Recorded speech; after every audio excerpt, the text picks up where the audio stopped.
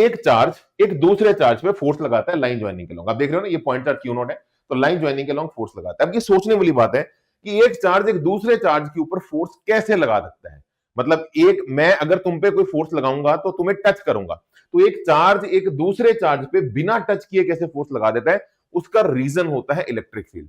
एक चार्ज से निकलती है इलेक्ट्रिक फील्ड, जैसे आप देख रहे हो ना ये ब्लू कलर के जो सारे एरोज आप देख रहे हो, ये पॉजिटिव चार्ज की रेडियली आउटवर्ड एक इलेक्ट्रिक फील्ड है। तो एक इलेक्ट्रिक फील्ड एक चार्ज का इलाका है, ऐसे सोच के देखिए, उस इलाके में अगर कोई दूसरा चार्ज आएगा तो उसके ऊपर फोर्स लग जाएगी। और मैं अगर आपको बताऊं सही तरीका क्या है, एफ वेक्टर जो होता है वो होता है Q into E vector. F vector जो होता है वेनेसर वो क्या होता है, क्यू इंटू ई वेक्टर। मान ले जैसे तू फिगर में देख रहा है, जैसे तू फिगर में मैं यहां बना देता हूं, जैसे फिगर में देख, यहां पे देख, अब देख यहां पे ये जो ब्लू कलर का एरो है वो ऐसे जा रहा है, मतलब इलेक्ट्रिक फील्ड ऐसे जा रही है।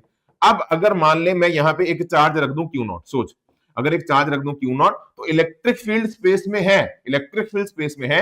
अगर एक चार्ज क्यू नॉट रख दे, चार्ज अगर पॉजिटिव हुआ तो इलेक्ट्रिक फील्ड की डायरेक्शन में उसके ऊपर फोर्स लग जाएगी, चार्ज अगर पॉजिटिव हुआ तो उसकी डायरेक्शन में लग जाएगी।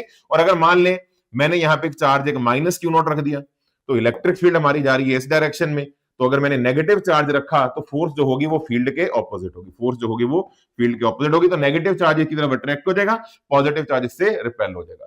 तो याद रखिए हम ना इलेक्ट्रिक फील्ड को डिफाइन करते हैं, हम इलेक्ट्रिक फील्ड को डिफाइन करते हैं force per unit charge. Units पे अगर आप देखेंगे न्यूटन पर कूलम, पर आपको सच बताऊं ये करना ही गलत है, इलेक्ट्रिक फील्ड को फोर्स पर यूनिट चार्ज कहना गलत है, क्योंकि भैया फोर्स से फील्ड नहीं आ रही, फील्ड है, एक चार्ज की अपनी फील्ड होती है, उस फील्ड में अगर कोई दूसरा चार्ज चला जाता है तो उसके ऊपर मेरे बच्चों फोर्स जो है वो आपकी लग जाती है। तो यही बात मैंने सारी यहां पे लिखी हुई है, अगर आप यहां पे देखें the reason behind interactive forces between the charges is called as electric field. जो चार्जेस के बीच की जो फोर्स है उसका रीजन जो है वो इलेक्ट्रिक फील्ड है। It is the region around a charge in which its force can be experienced by another charge. ये वो इलाका है जिसमें दूसरे चार्ज के ऊपर फोर्स लग पाए, और मैथमेटिकली इसका जो फॉर्मूला है वो है फोर्स पर यूनिट चार्ज। हम ये बोल देते हैं लेकिन सच ये नहीं है, सच ये है कि भैया फील्ड होती है और इस फॉर्मूले से फोर्स लग जाती है ना।